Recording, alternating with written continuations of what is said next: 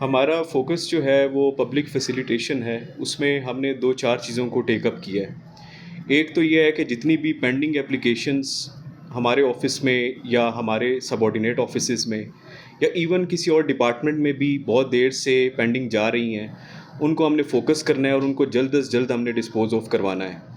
एक हमारा फ़ोकस ये है कि हमने अपने ऑफ़िस के अंदर एक ऐसा सिस्टम बना दिया है कि जो भी एप्लीकेशंस मेरे ऑफ़िस से किसी भी सबऑर्डिनेट ऑफ़िस को या किसी डिपार्टमेंट को मार्क होती है, उसको हम अपने कंप्यूटर में एंटर करते हैं। हम एप्लीकेंट का फ़ोन नंबर उसमें एंटर करते हैं और हम उनको एक टाइमलाइन देते हैं कि ये एप्लीकेशन 3 दिन में होगी या 7 दिन में होगी।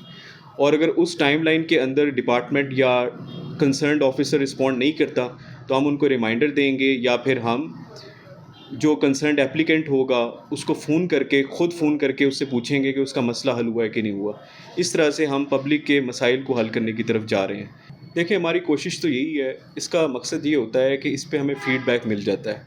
जब पब्लिक को ये मैसेज जाएगा कि हमारा ऑफ़िस पब्लिक के लिए खुला है और वो किसी भी टाइम हमारे ऑफ़िस में आ सकते हैं, तो वो फ़ीडबैक के लिए हमारे पास आएँगे। ओरिजिनल मसाइल के लिए तो वो आते ही हैं, लेकिन फ़ीडबैक बहुत ज़रूरी है कि अगर किसी की एप्लीकेशन हमने किसी ऑफ़िस में मार्क की और अगर कंसर्न्ड ऑफ़िसर ने उसके ऊपर रिक्वायर्ड रिस्पॉन्स नहीं दिया, तो वो हमारे पास आके फ़ीडबैक दे सकते हैं कि इस ऑफ़िसर को या इस स्टाफ़ मेंबर को आपने कोई एप्लीकेशन मार्क की थी और उसने उस पे डिज़ायर्ड रिस्पॉन्स नहीं दिया।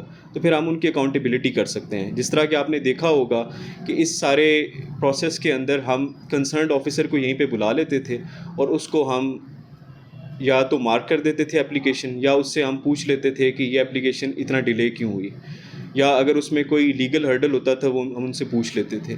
तो इस तरह से मकसद ये है कि पब्लिक का जो सारा प्रोसेस है स्ट्रीमलाइन हो और उनको वेट ना करना पड़े। इसके अलावा करप्शन पे हमने कंट्रोल करना है, चाहे हमारा अपना ऑफ़िस हो या हमारे सबऑर्डिनेट ऑफ़िसेज़ हों, उन पे हमने अकाउंटेबिलिटी ज़्यादा सख्त करनी है, ताकि किसी भी लेवल के ऊपर किसी भी किस्म की करप्शन जो है वो मौजूद ना रहे। जो हमारे प्राइस कंट्रोल मजिस्ट्रेट्स हैं, उनको हमारी तरफ से स्ट्रिक्ट डायरेक्शन है कि आपने आर्टिफ़िशियल इन्फ्लेशन को कंट्रोल करना है।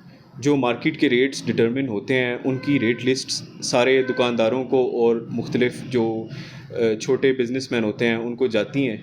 उन्होंने इन्फोर्स करना है कि इससे ज़्यादा वो रेट ना लें।